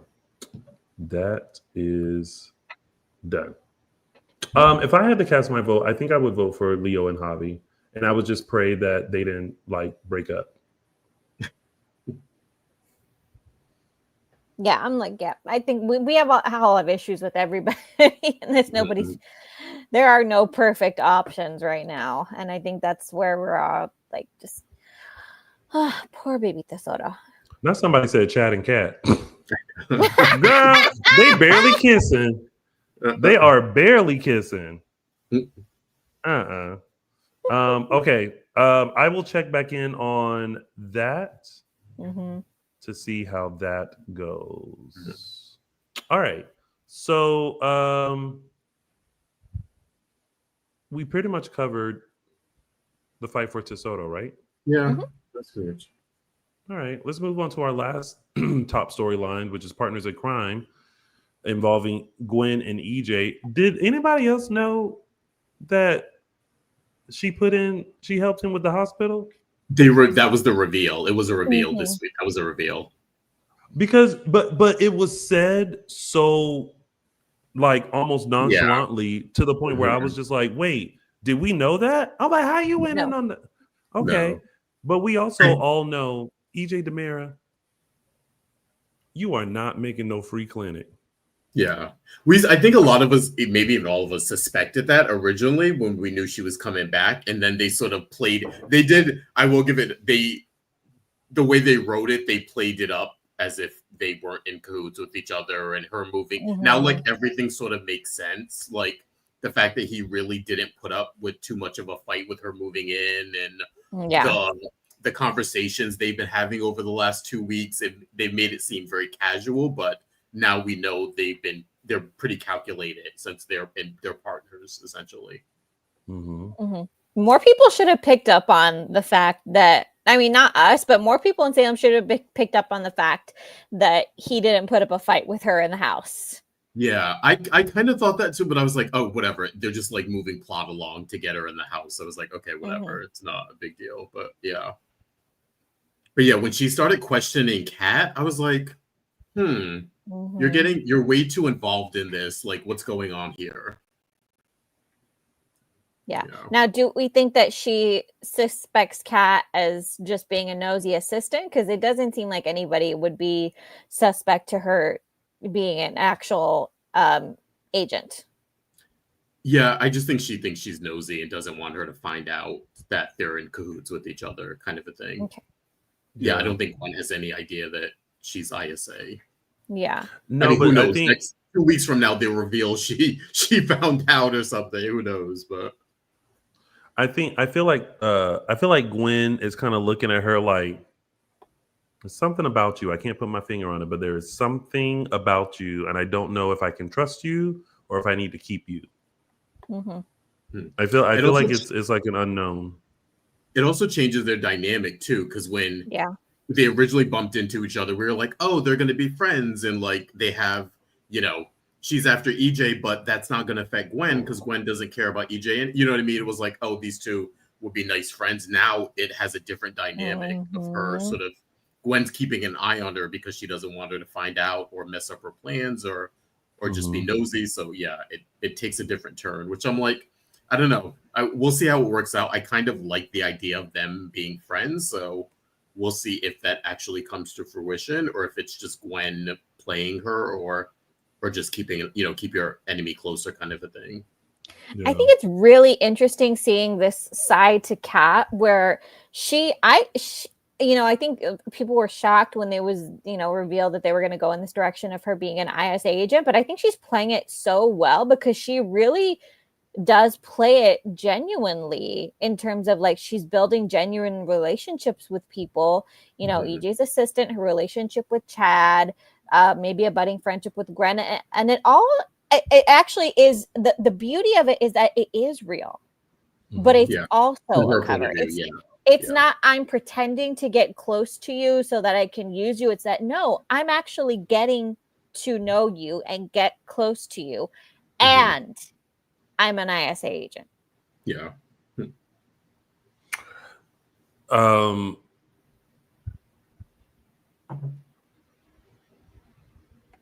wait. But that's it with I need to know the real reason behind these blueprints. Yeah, what do we think? Also, sorry. No. Those blueprints didn't look like nothing. Was it just me? Nah. Like when she was looking at them, I'm like, it literally just looks like a picture of the hospital copied over, but it doesn't give like a layout of something. Yeah. I'm like, you just looking at a 3D building. Yeah, I'm curious what this is now. Because if they're using the guise of it's the free clinic, it's the Tom. It was supposed to be the DiMera, now the Tom Horton. But is it just money? Is it money laundering? Is it some? You know what I mean? Like, is it just that? Is it going to be something more nefarious? Is it? If it were something as simple as money laundering, I think it would have been easy to sniff out. That's what I'm thinking. Yeah, I'm curious to what this is, and also like how nefarious is it? Is it something dangerous? Is it something DiMera-esque, or is it just like a bait and switch? Do you know what I mean? Don't know. It's a money, a get rich quick thing, or Don't know. But I can tell you what, it ain't no free clinic. Yeah, I can tell you that. And it had to be something to entice Gwen too, for her to come back and for her to put up her money. Like it had to be something in it that she would also feel appeal. It would be appealing to her as well. Because I can tell you this: don't nobody give a two hoots about a Versavex and the trouble that they went through to get that, and now ain't nobody care about no Versavex. But you got to hand it to Stephanie, who was basically like the DiMera free clinic. Nope. Tom Horton free clinic. I'll get right on that. What do you guys think? I think he caved too quickly. That's like why it ain't no free clinic. I know, but like the whole point is to redo your image, and that's not the whole point, though. But I'm saying that's the guise that he's saying it is. So if you know what I mean, if you're going along with the plan of what it is, then we know now that he did it. He quickly was able to change it because he's up to something else. But if your point is to redefine your image and your family's image, like I don't know, like you keep the DiMera family clinic, not the Tom Horton family. I don't know. We'll see. Yeah, something, as my grandmother would say, something ain't right in the buttermilk. Something ain't right in the buttermilk. Okay, well, before we get into tidbits, just a quick reminder, y'all. Follow us on social media, Dishin Days Show on Facebook and Dishin Days on Instagram, Twitter, X, and Threads. Make sure you hit the subscribe button on our YouTube channel. And hey, while you're at it, join us on our exclusive members only page on our YouTube channel. And also go show some love to us on your favorite podcast station. We're on Apple Podcasts, Spotify, and iHeartRadio. Find us on Dishin Days. Take us along with you in case you can't watch us live on Sundays. And also show some love to JLJ Media, James Law Jr. on YouTube and where all podcasts can be found to get your full soap opera fix. And keep telling us in the chat what you thought. And if you're watching us later, go ahead and comment below and let us know what you're thinking. Now let's get into some tidbits, shall we? Welcome home, Theo. Played by Tyler Joseph Andrews, who you saw earlier in the show. I think we kind of talked about this. There's definitely like some. There's some. Yeah. There's some things I'm definitely just brewing. Equally intrigued about the JJ stuff as I am about the DiMera stuff. Yes. I thought, yeah. Yeah, and there's even the Claire stuff. I thought it, you know, touching upon the fact that this relationship didn't work out. Having even Belle and Sean have kind of a post-mortem of like, you know, did we do something to our daughter that she thought this was okay, kind of a thing, and thinking of and just kind of all encompassing of that, you know, that all of this led Theo to come home. To me, it seemed inevitable That he will return. That all of it would happen, you know, that, you know, the way it all played out made sense. You know, Theo and Claire not working out. I don't think we ever thought that they were this destined couple. You know, they were just, you know, good friends who I think had a good relationship, had a good rapport, good trust, but maybe was never the sweeping love story. So it you know, it made sense in that respect. And even you know, Theo coming home maybe in the mood that he did, it seems like all the pieces are perfectly in place for Theo to really have a shift. Maybe not like a total shift in personality, but like a shift in his priorities. Yeah. Totally. You know? It's like a new beginning and a new iteration of Theo. And it's interesting because like during the interview, you know, Tyler was mentioning like watching but not watching like all the iterations of Theo. But because this is a character that was born on the show, I think each time he comes back, it is, you know, it's definitely going to be a different iteration because of life. You know what I mean? Like life experiences and things you've been through life will sort of shift you just a little bit. There's a foundation, but there's definitely like a shift, you know? So yeah. It was time for Theo to come home and maybe discover how he can be his own man. And I do feel like that's a new story that hasn't been told with Theo in terms of you know, and I said this before, it's like it's like he has untapped potential, whether it be in, you know, in business, being a DiMera, you know, his romantic future, even being Abe's son. Yeah. Because you know, that's Abe's son in terms of it's the child that he raised from birth, you know, his child with Lexi. So, you know, very much Theo him as a character encompasses a very almost sacred space in Abe's life and in the DiMera family. And it can kind of be constricting to be in that bubble. Yeah. Where it's time for Theo to discover what he is made of. Yeah, it's a lot of potential there. Okay. Well, on to the next tidbit. Domineering in-laws. I'm gonna let y'all start. Oh God. Jack and Jennifer have several seats, please. Oh my God.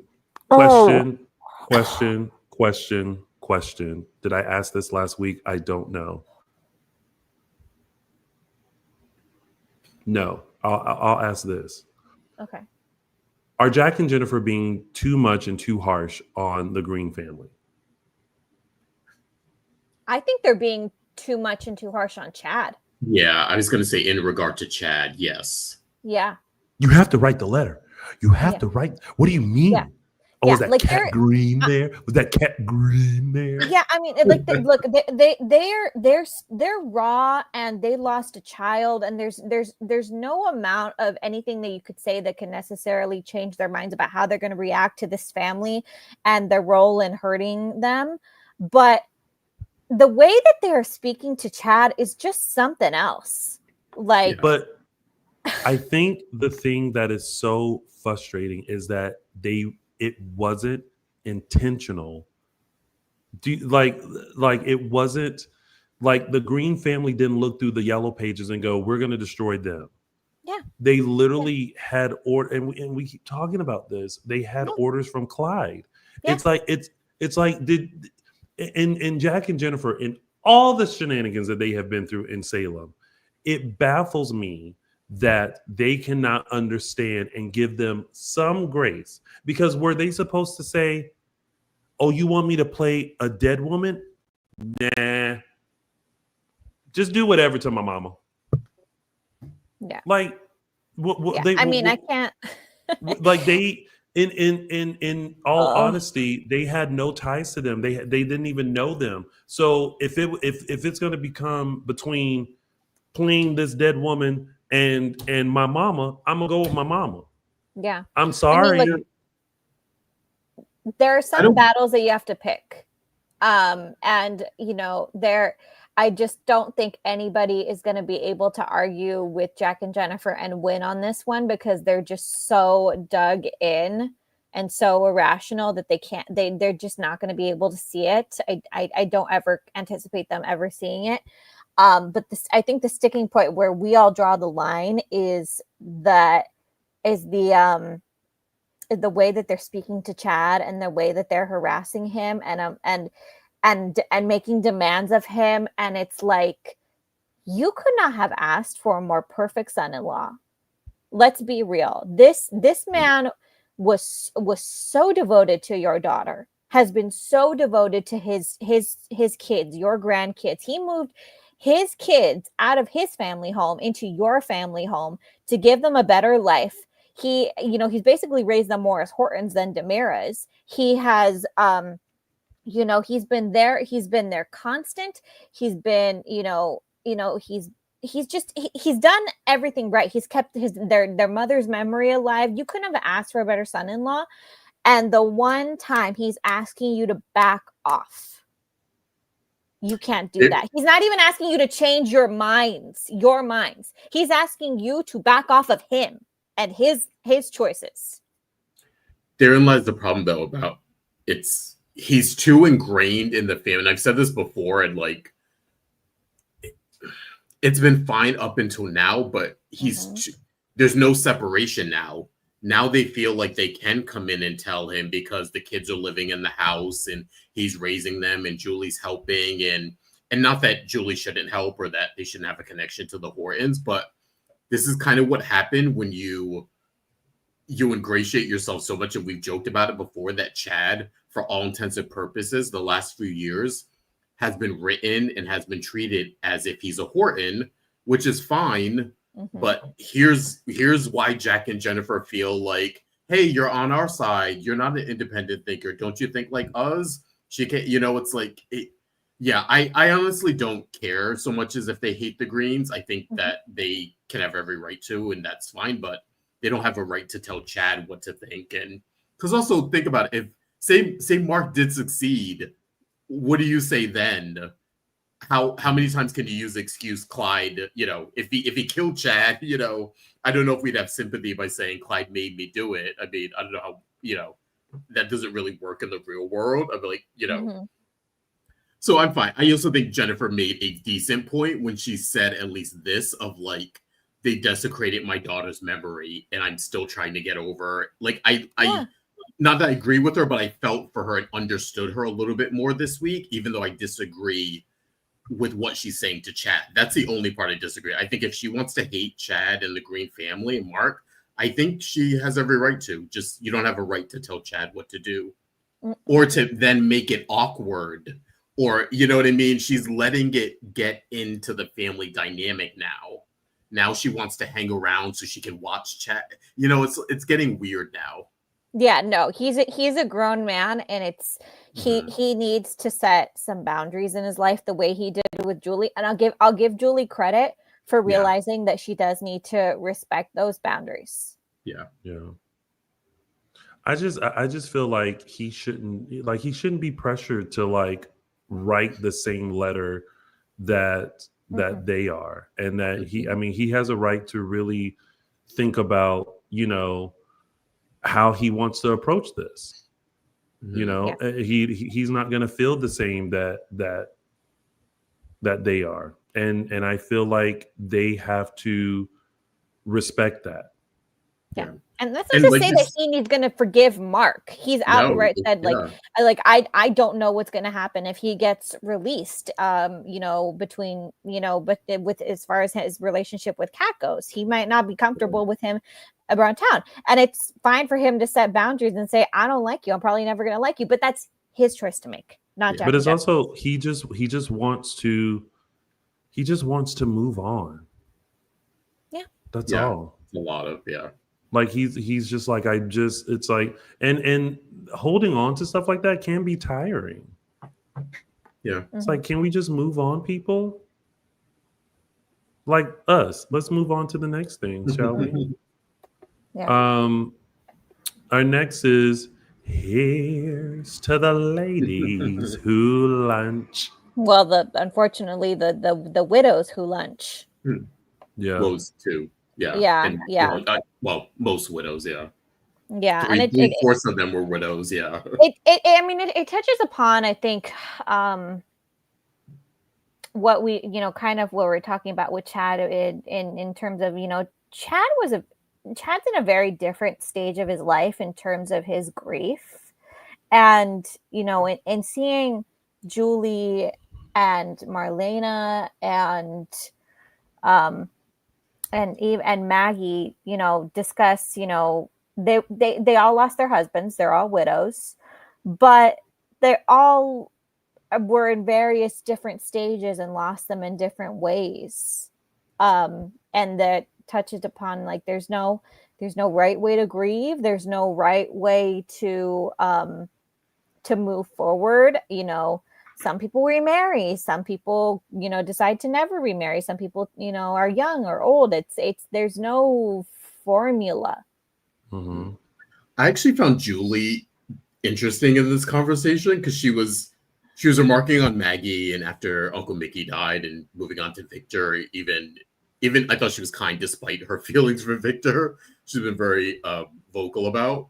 But it was almost as if and not that they're trying to set up Julie, not that they're giving Julie a love interest in the next 6 months, but I felt like in her head, she was contemplating the idea of possibly finding someone. Like the way she was saying it to Maggie when she was like, Doug's going to be the only love of my life. And yeah, that's right. And then like they lingered on her and she was kind of like, you know what I mean? There was like a few pauses there where she was like, and again, I'm not saying she's contemplating dating someone, but I think she's contemplating having another life outside of Doug that I think she's maybe sort of possibly getting into the idea of having.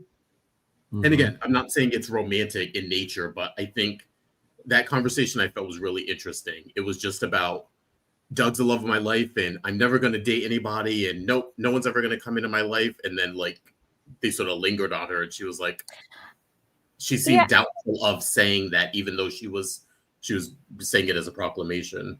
I took it differently. I took it more as a, like you said, that she had contemplated it in hearing the stories, not just Maggie's, but probably in hearing, you know, the different other people in that grief support group, and, you know, contemplating just what her life would look like now beyond Doug. and that she gave herself that opportunity to picture, different options of what her future, her remaining years would look like. And you give yourself that, if you give yourself that option of saying what would it look like if I had love, and you're allowed to also say, I don't see that. I don't see myself ever moving on from this love. And that's not to say that love might not appear, but if that's your choice, that's cool too. That's if that's the love of her life, it's not something that interests her, that's fine. It was different for Maggie. It might be different for Marlena. It's definitely different for Chad, who is a younger widower. He has his full life ahead of him. He has children to raise. He wants a fuller life. He has so many decades ahead of him that he needs that opportunity, maybe in a way that these women don't want, because they were lucky enough to have decades with their spouses. They were lucky enough to have so many wonderful years with their husbands. And it's just different for everybody. But it's nice to see them explore this, and especially with these characters who do have this connection of grief, because grief is real, and it doesn't just go away, So yeah. It's sad to of course I know it's been happening, and it's been it seems like year after year this has been happening, but to have in that scene 3 of those 4 women be widows in a relatively short amount of time was like, part of it was like real world. Of course, we know the actors passed away, but also like, oh, interesting. I feel like the show would have never wrote that way. If not for real world circumstances, having 3 of its sort of prominent or leading women be widows on the show. So it's weird how, life in not imitates art, but influences art in this way. And it's 3 leading women saying, saying that, goodbye to their scene partners. Yeah. of decades, that they were, that on, just because they were, their fake husband or on-screen husband, or in Julie's case and Susan's case, that was the real love of her life. It's still somebody that you see every day, somebody that you build a bond that's different. Yeah. Mm-hmm. All right. Well, on to the next tidbit that we have. Runaway Rachel. Brady should have seen this coming. Yeah. What are you doing? When she asked and he says, I don't know, or I'm like, okay, you should have found that information out beforehand so that when you talk to your daughter, who is desperately going to want to see her mother, you can say, she can't have visitors for the first 2 weeks. Like, I thought that's what he was going to say. And then he was like, I'll find out, as if like this was a foreign concept or something to him. I'm like, well, first of all, you've already been through this once. She's already been in jail. Kristen was already in jail through portions of Rachel's childhood already. So yeah, you should be a little bit more familiar or used to this, I guess I'd say. My thing was, did you have to tell her before school? You couldn't tell her after? Yeah. Over a snack. Like nobody, don't send me to school with bad news. Mm-hmm. Send me to school with a snack and say, I'll see you later. And then when I get out of school and I tell you about my day, then you have this thought with me. So then that way I can just be at home and contemplate it, not at school. Also, like the night before, or what, like, obviously she wasn't sentenced that morning 5 minutes before you told her. She obviously, was sentenced a day or two before. Like, that's kind of when you need to tell her. Like, this is not something you keep from someone like Rachel at Rachel's age. Yeah. And we already know that Brady is gonna eat a whole bowl of what when he finds out the real reason that Kristen's in prison. But even without that, even if Kristen had been the one to pull the trigger, the fact that he's going into conversations with Rachel and like trying to be the good parent when you're the one who extended her sentence. Like, Right. Like, please don't try to sugarcoat that. She said, "I'm gonna be in high school." I said, Yeah. Like Kristen could have. Yeah, it could have been enough for Kristen to take responsibility. Any amount of time that Kristen and Rachel were separated was going to be traumatic for Rachel. Whether it was warranted by the law or not. You didn't have to go in there and make it worse. Yeah. Yeah. I mean, part of me feels bad for Brady a little just because I feel like they're inadvertently setting him up. Do you know what I mean? Like, obviously, if he had the information, he would in no way have rushed in there. He shouldn't have done it anyway, but it's like, I don't know, you're sort of robbing him of having an actual honest reaction to this. And again, I still don't understand why they're not telling. It still doesn't make sense to me. No one has given a proper explanation as to why they're keeping it. And it's like, he needs to know in order to help Rachel. Like, this idea that Marlena is the sole person who has to like now look out for Rachel and be responsible for her mental stability now. It's like, this is Marlena crazy. Can't even be responsible for her own mental stability right now. Yeah. This is a bad idea. Not one person has said one good reason as to why Brady shouldn't know. No. On the bright side, I did think the one scene that was cute that actually I was like, why don't they explore more of this? It was I think the scene with Holly and Rachel, and it reminds me, it's a reminder that they used to live in the same house. It's also a reminder that I think Holly would do better with the younger crowd. Like, I think that's where I think that's where she shines in terms of being like the older sibling, being the confidant. I think I saw something there with the Holly character. I think she really shines there. Yeah. She changed her hair. Yes. It's darker. Yes. Ashley Pazemis. Oh, really? Yes. Oh. Yeah, her hair is darker. Oh, maybe because it pulled back, I didn't notice as much. I said, oh, they're trying to give Holly like college years. Oh, yeah. Give her a new look for college. Yeah. She said, "Do you hear me, Tate? I'm a woman now. I'm going into college." It's an older brother. Parker's older than her. No, she has both. She has Jude, remember? Oh, Jude. Sorry. Yeah, that's who. Sorry. I thought he was referring to Parker. That's what I was like. Yes, but good to remember. Yes, she does technically have she has an older brother. Just two brothers. Yeah. Interesting. All right. Well, now that we have covered your favorite soap opera days of our lives, it is now time to dive in deep to our favorite part of our show, which are our segments.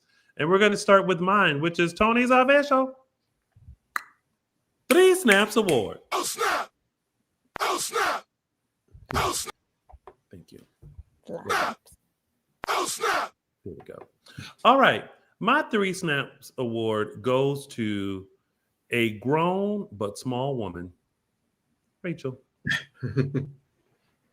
Rachel is a grown woman, whether we want to believe it or not. She has her own rules. She does what she wants to do, and she really answers to nobody. Cross her, and she'll shoot you. Oh my. Yeah. So, oh my gosh, I totally forgot the actress's name. Oh God. Rachel gets Tony's Official. Huh? Is it Alice? No. Yes. Yeah. Oh God, why am I forgetting her name too? I don't know. But either way, you get Tony's Official 3 Snaps Award. Alice Halsey. It's like Alice Halsey. Yeah. Oh, snap! For being a grown woman. She gonna do whatever she wants. Mm-hmm. And now let's travel back in time for Those were the days.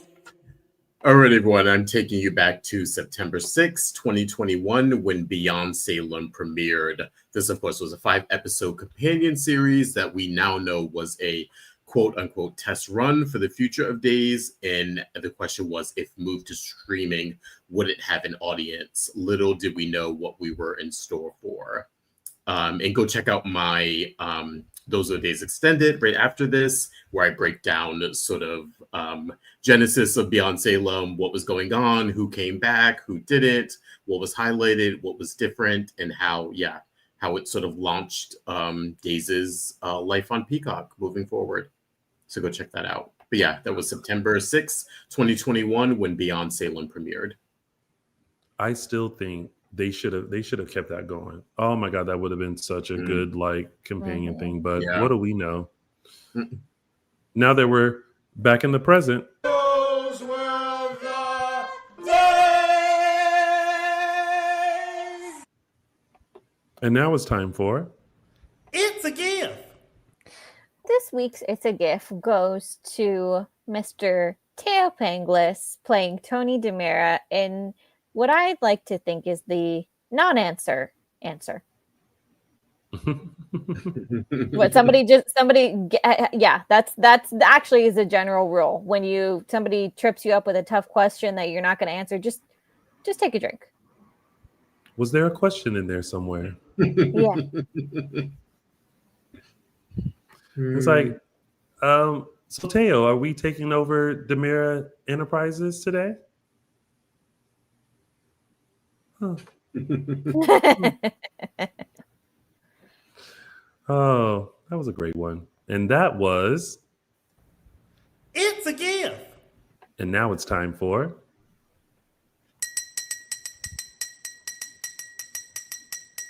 News and gossip. And starting off, one of our favorites, Mr. James Reynolds, gives his take on the great love of Abe's life in this new book called Super Soap Scenes, a time capsule of daytime drama's greatest moments, which is available now. You can pick up. And he also describes his two marriages, his wives, and how they are vastly different from one another. So go check out James's sort of section in that book. I'm sure it's filled with other amazing soap scenes from various soaps. So go check that out. It's available now. Again, it's called Super Soap Scenes, a time capsule of daytime drama's greatest moments. You can pick up now. I love that.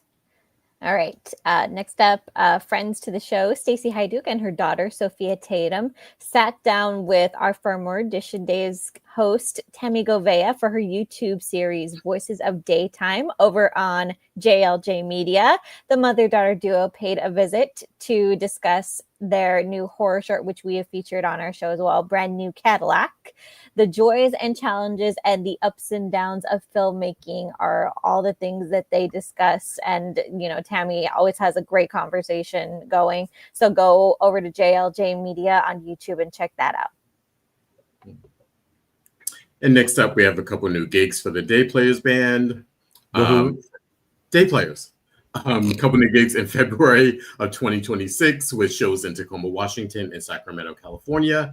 And for the rest of this year, you can catch them, of course, in Cedar Rapids, in Des Moines, and Omaha, Kansas City, Naperville, Brookfield, and Batavia through October. So all tickets and information, you can go to thedayplayersband.com. The who? The Day Players. That will never get old. But that was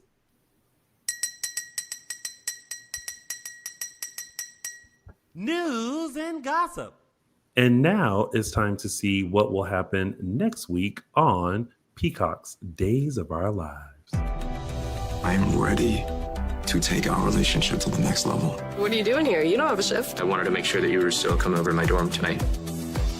Sophia, maybe you shouldn't tell Holly about this. You know how she gets. I know that Xander's the one that attacked you. Except he isn't. What the hell do you think you're doing? I have filed a lawsuit to contest Titan Industries' hostile takeover. I want my father's company back, along with yours.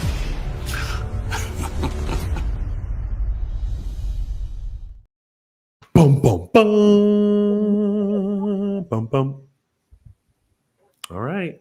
I think we're in for it. The plan is now in effect. So we'll see. All right. Well, ladies and gentlemen, that was Dishin Days. We thank you guys so much for tuning in. Please make sure you follow our Michael Mattis, who is out here doing wonderful things. Check him out on Instagram and Twitter X, ML Mattis. And for his photography, check out MLM Images LA. Justin Lee Hareld, where can they find you? Find me on Instagram at Justin Lee Hareld. Araceli. You can find me on Instagram and Twitter at Tia323 Araceli. And you can find me on all social media platforms at Lounging with Tony. And you can find all of us at Dishin Days Show on Facebook and Dishin Days on Instagram, Twitter, X, and Threads. We want to thank you guys so much for hanging out with us on this amazing Sunday. Shout out to Tyler Joseph Andrews for joining us today as he settles into Salem. Y'all make sure y'all show him some love. And we will be back next Sunday for another full dish. As we discuss this coming week's episodes of Peacock's exclusive #1 award-winning hit soap opera, Days of Our Lives. Have a wonderful week, everyone. Enjoy yourselves, and make sure you tune in to Days of Our Lives every Monday through Friday, available on Peacock.